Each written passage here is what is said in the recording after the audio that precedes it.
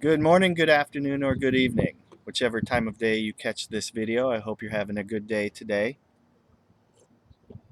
Today's Monday, and this is edition 1 of Resurrection Letters. Now, Resurrection Letters, in case you're wondering, are weekly letters that I, your pastor, am writing to you, the congregation, and friends associated with the congregation. But really, these are internal letters to the folks of Good Shepherd and connected to Good Shepherd. And so I will begin with the first letter to you. Dear friends, I want you to know how much of a blessing you all are. You are all lives of blessing to one another and to me and to my family. Being your pastor is not an impersonal religious job, not for me at least. God and faith are not things we need to learn as if we went to religious school. It's all personal. It's life. It's relationships. It's struggle. It's you all, your family and mine, trying to turn our faces to God, listening for His voice, paying attention to one another, celebrating, weeping, dancing in joy, doing it all together. My family and I are wired in such a way that we can't do this thing without exposing ourselves.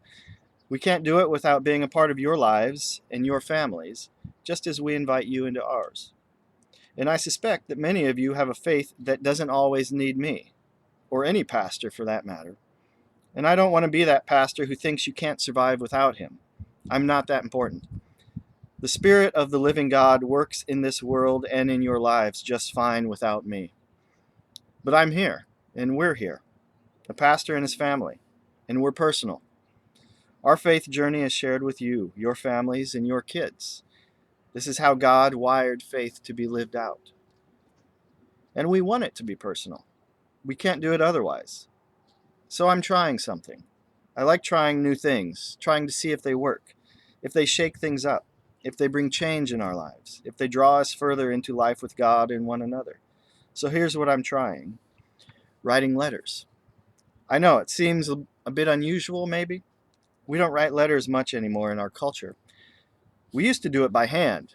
You'd sit down, get a pen or pencil and paper, gather your thoughts, and start writing. It might take someone 20 minutes to write a letter. We put time and thought into sharing our lives with someone. We'd reach out and wait for a reply. I think it's a lost way of connecting, a lost way of relating to others.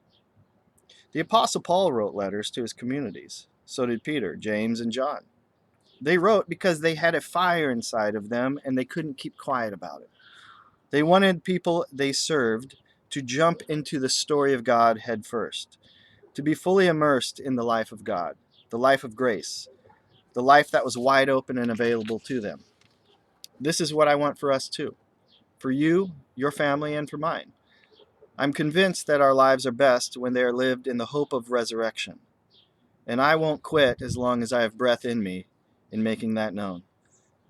So these letters I write might last years. I might be writing letters to your kids, maybe to your kids' kids. And as God has made things, every church needs regular reminders, regular encouragement of their identity and life as God's people. Every church needs the reminder that someone is listening, thinking about them, looking out for them, and yes, leading and steering them to the edge where the comfortable life ends and resurrection life begins. Kind of reminds me of Keith Urban's song, Where the Blacktop Ends. I know y'all are pretty independent people who don't need someone to look out for you. I understand that. I also understand that we weren't made for rugged individualism. We're made for God and for one another. We're not made for rugged independence, but neither for unhealthy dependence. We were made for interdependence. Our lives are dependent on God, yet each of our lives intersects with one another as we are image bearers of God.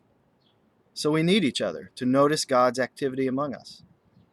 So I and my family are here, thinking of you, looking out for you, hoping to help us all navigate this life with a strong sense that God is among us. One theologian recently I read said that a pastor's job is simple and difficult. It's simple because the focus is simply pointing out where God's grace is alive and working to draw people into participation in God's activity. But it's also difficult because a pastor is not just a nice but insignificant person in the community whose job it is to make people happy and solve their problems with religion.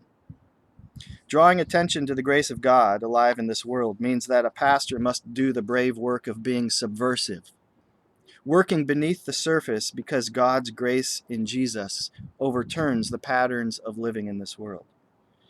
It encourages us to forgive the unforgivable. It sets our lives on treasures that this world can't give. It casts aside religious niceties in favor of seeing God in the mess of full-blown real life. That, my friends, is not easy work. It's much easier to just ignore God.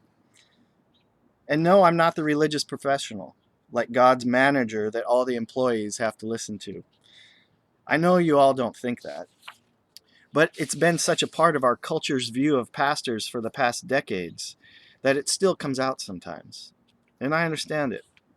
But that's not what I'm about. It's just me. It's just us. And let me be really clear. I don't think for a second that being a pastor makes me better or more holy. I know most of you don't see that either. And it for sure doesn't make my family more perfect than yours. We all live and struggle and do stupid things every day. I and my family need the same injection of God's Spirit in our lives every day, sometimes twice. That's why this idea that Jesus had of creating a community of people whose lives revolve around Him, that's why this idea is so vital. This is not the religion and God business that we're about. This isn't the school of faith. And I'm not the scary manager.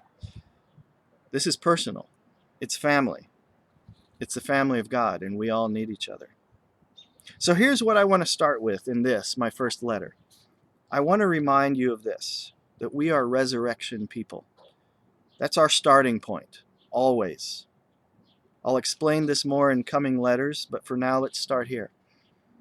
Now, when I call us resurrection people, I don't mean happy, clappy people who act like nothing's wrong in the world.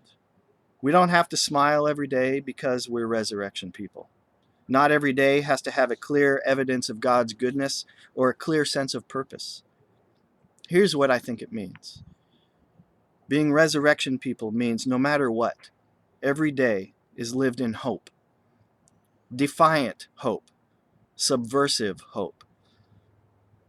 The other day I was running. I had to stop at an intersection. There was a lawn care company truck at that intersection. As I looked at the truck, I realized I knew the company. Then I looked at the driver. I knew him too. He was the owner of the company. He was also a high school classmate of mine. In fact, we went way back to grade school together. Before I could gather my lung power to yell at him, he beat me to it. In his nonchalant tone, he said, "Hi, Kyle," as he pulled through the intersection. It was Wade. And as soon as I could, I hollered back, "Hey, Wade." He said hi to me as if we saw each other regularly. The thing is, we hadn't seen each other in over a year. Before that, it was a good 10 or so years before we saw each other. And before that, it had been 15 years when we graduated back in 1994. The encounter with Wade made me smile. It didn't take him long to see me, to remember me, and he called my name. It's a great thing to be called by your first name. It does us good to be noticed, to be found and recognized as part of someone else's life. That's what makes life worth living. Friends, that's what resurrection life is all about. It's life lived knowing that God sees you. He knows you. He calls your name, as if it's no big deal. Hi, Connie. Hi, Mark. Hi, Derek. Hi, Casey. Hi, Leanne. I see you. I know you, God says. It's almost too simple. But this is where the meaning of life begins and ends. Jesus, God with us, means that God calls your name. He calls you out of a life of dead ends to remake you into His image, to live into His future. No matter where you're at, you're not beyond His reach or call. God called the slave woman Hagar in Genesis 21 when she was kicked out of the house, all alone, in the desert, with no hope and no future. God saw her. God announced to her a future beyond her imagination. She was known. She was called up into something, into life. In the Gospels, Jesus called Mary's name as she stood crying in the graveyard, wondering where Jesus was. Maybe this is where resurrection starts. Maybe this is what it means to be resurrection people. Maybe this is a fitting start to these resurrection letters, to remind you that Jesus calls your name, even when you're weeping in the graveyard of life and you don't find any evidence for Jesus, any evidence for the presence of God anywhere. It's just death all around. Yet through Jesus, God speaks your name right in that moment. I'm here. I know you, he says. So this is how I want to begin these letters. This is where it starts for us. God calls our names because the unimaginable has become real. Resurrection is real. It's our hope for the future, and it defines the present now. So I'll end this letter with this word for you. You are part of the resurrection people. God calls your name to be part of a new existence. God calls your name to live beyond happiness. God calls your name to be part of his subversive hope, to live life defiantly, to know that at the end of the day, your life actually shares in God's identity, and that's why it matters. God calls you to join with Jesus, who dances in the graveyards. In subversive hope, your pastor. We'll see you soon for the next letter. Have a good day.